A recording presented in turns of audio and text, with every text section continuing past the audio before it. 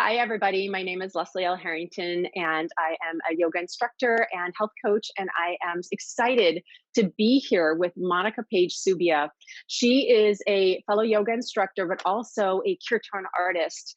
And I am lucky enough to have been at several of her events during this time, during our the COVID-19 situation, and we're all home quarantined. That it would be nice to be able to interview her and get her to talk to us about how we can have mantra in our life during this time and kind of explain a little bit. And maybe she can give us one or two mantras that we can take away from today. So, Monica, thank you so much for being here with me today. I really appreciate it. Thanks, Leslie. It's great to be here. Thanks, everyone. So, if you could just tell us, just like in a few words, a few sentences, what is mantra? Yes, there are a couple of different definitions of mantra. Manas means mind, and tra means to protect. So it's sometimes thought of protection for the mind. I've also heard it called a project for the mind. So many of us are doing mantra all the time in the sense that we're having repetitious thoughts about something. But mantra is consciously choosing what you'll think about and what you'll repeat to yourself. And a lot of us tend to engage in like negative repetitive thought. So if we substitute a mantra for some of the more negative thinking or fearful or worrisome thinking, then it's protection for the mind, it's a healing for the mind. And mantra is very powerful. The kind of mantra that I chant is in Sanskrit. And Sanskrit is a very vibrationally potent language, a collection of qualities such as love, compassion, courage, perseverance, strength, transcendence, elevated consciousness. So when we chant these Sanskrit names, we're bringing the physical presence of these qualities into our space, into our being, into our hearts and minds, into our physical being. Sounds perfect to be able to bring in mantra right now, because we all know that what you focus on is what you get. So Yes. if you can train your mind to bring in good qualities, like you were saying, like love and compassion and steadiness and strength, I think that's things that we can all use right now during this time. How did mantra find you? It was 2003. I was living in Amsterdam in the Netherlands, and I had injured my back. And I actually started doing yoga when I was a teenager, but I hadn't been very steady with it. And I was at that time working as a musician and a composer, and I was spending hours and hours behind the computer composing music. And I put my back out. And so my friend said, come to this yoga class with me, to help heal your back.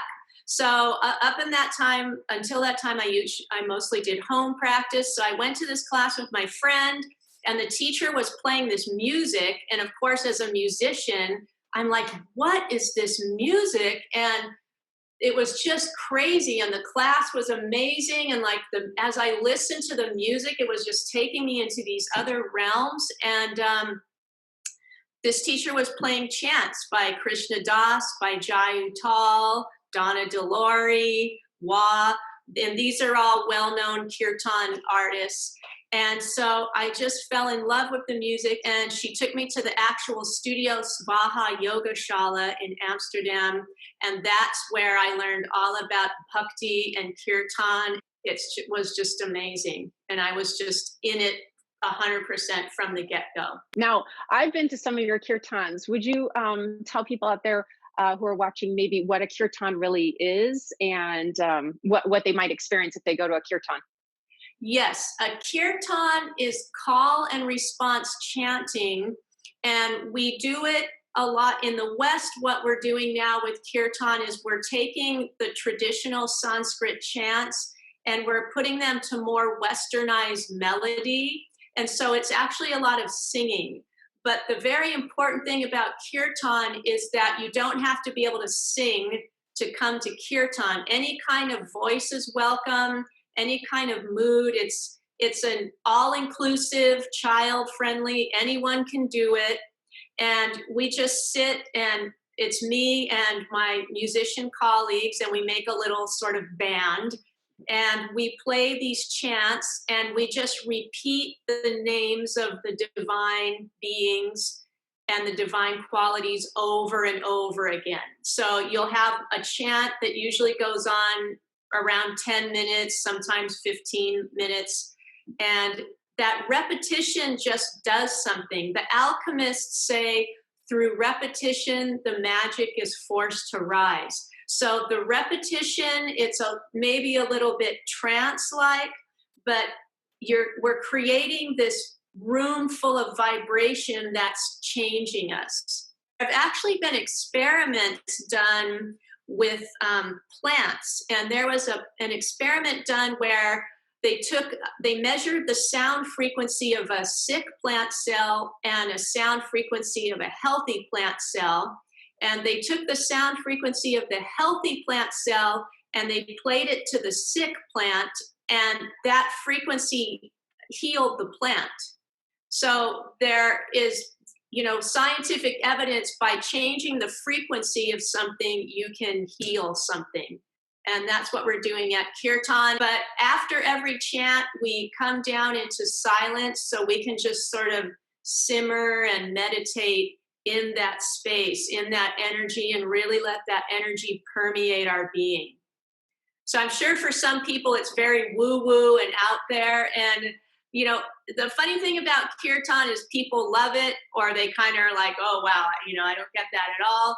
But I think it has to be experienced to be understood. I would agree with that. I think the first time I ever went to a kirtan, I was like, okay, what is going on? It was so different for me. You're right. You bring your own your own voice, and it doesn't matter what it sounds like because it is so pure, and you join in when you're comfortable and when you're ready.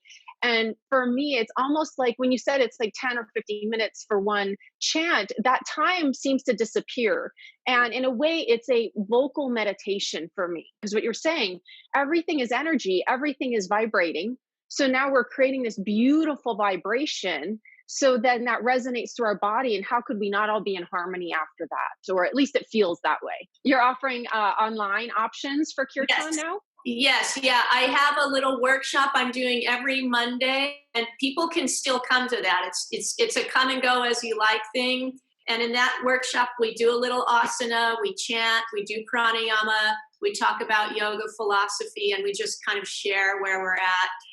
And then, I'm still doing kirtan. I'm still doing streaming kirtan. And the energy is a little bit different, but, we have to keep our satsang. We have a beautiful satsang here in Phoenix, and we need to stay together and stay strong together and stay in touch with each other. So yes, I'm still streaming.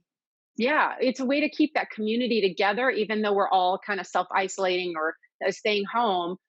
During this time, is there one particular mantra that you're doing personally that you would like to share? A couple of them. I think one very important mantra for everyone to do now is the Maha Mrityunjaya mantra, which is a longer mantra. Om Triambakam Yajamahe. So I think that one's very important. Of course, the Hanuman Chalisa, which is an extremely long chant. It's a 40-verse chant. Usually takes about 8 or 10 minutes to get through it, but that's an extremely powerful chant. Another mantra, which I think is always recommended, is the Gayatri mantra, which is also a little bit of a longer mantra. There one mantra that you would love to share right now for maybe somebody who's just getting started into mantra? Yes. So that would be Om Ram Ramaya Swaha. And I have so it's Om Ram Ramaya Swaha. Om Ram Ramaya Swaha. Om Ram Ramaya Swaha. Om Ram Ramaya Swaha. Om Ram Ramaya Swaha. So that's Om Ram Ramaya Swaha. And loosely, what would that translate, or what would be a good message for somebody to take away from that vibration? So I would say that's the energy, is perseverance, healing. Those are definitely qualities that we can use right now. Thank you so much for sharing that one because I can imagine people can start with that one because that is an easier mantra to start with. And you Yes. can either recite it or just as a daily practice, or also use like mala work so that you can count. What do you recommend for somebody when they're starting? Yes, if you have 108 bead mala, that's great. You can also use a wrist mala, which is fewer beads. When your mala gets charged with many mantras, you can actually use the Meru and like put it to your heart, or if you need healing, you can touch it to areas of your body that need healing. That's amazing. So people can use the mala work and they can do that in meditation. Yeah, And then, into meditation and quiet after they repeat that so they get the vibration and meditate on the message of it. Or yes. they could just repeat the mantra all day long as they're moving through their daily life. Yes. Yes, Awesome. I chant a lot. Well, I'm not really driving now, but driving is a great time to do it. Walk around the house and chant to just change your vibration, put you into a different space. And as one of my teachers said, chanting is a direct phone line to God or to the divine. So when we chant, we have that direct, immediate connection. That's a wonderful way to kind of think of it and have that connection. Monica, thank you so much for being here to discuss mantra with me and to everybody out there. How would somebody go around to find you or find the next kirtan? Where can we find you, Monica? The best place to find me right now is on Facebook under Monica Page Subia, and I also have a Facebook page that I believe is called Yoga and Kirtan with Monica, or Yoga and Kirtan W Monica. A couple of mantras on Spotify. I have a Wonderful. duet that I did with Porter Singer, and I have my own Loka Samasta. Oh my God! Loka Samasta is a great mantra to do right now. Yes. Loka Samasta Sukhino Bhavantu. It means may all beings everywhere be happy and free. That is a great mantra to do. Oh, would you perform that one? Would you sing it for us a few times? Sure. Yeah, Oh, sure. awesome. Actually, let me do the guitar version. Ooh, I love it. Okay. Yeah, because this is the version that's actually on Spotify.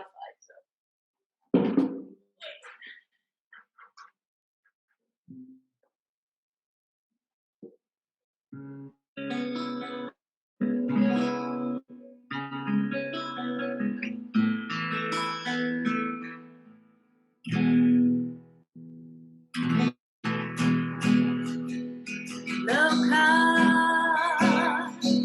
Samasta Sukhino Bhavantu.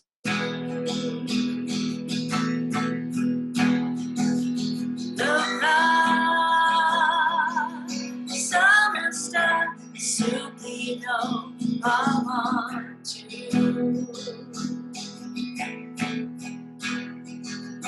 Loka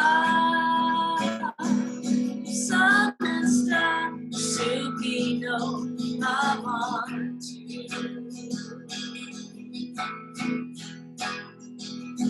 Om Shanti Shanti Shanti. Om Shanti Shanti Shanti.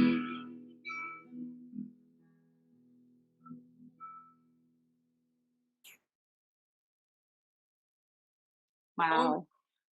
Shanti Shanti Shanti is another great chant to do right now, which just means peace, peace, peace. That is probably the best way we could have closed out this entire conversation. Thank you so much, Monica Page Sabia, for being with me here and for being with our audience. And I will have all the information, all the links below in that YouTube description so that you can find Monica and get in touch with her for an upcoming kirtan or one of her upcoming classes.